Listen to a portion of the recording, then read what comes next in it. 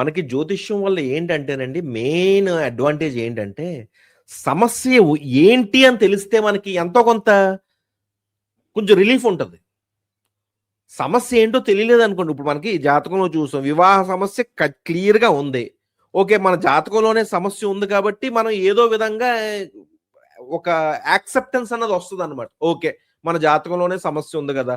పోన్లే ఇలా ఏదోటి మనం ఏదో విధంగా దీని నుంచి బయటపడాల. మన మన జాతకంలో సమస్య ఏంటో తెలీదు. మన జీవితంలో సమస్య ఏంటో తెలీదు. మనమేంటో మనకు తెలీదంటే అప్పుడు అది ఇంకా పెద్ద ప్రమాదం అది. ఎందుకంటే లైఫ్‌లో బిగ్గెస్ట్ సమస్య ఏంటంటే మనమేంటో మనకు తెలియకపోవడం.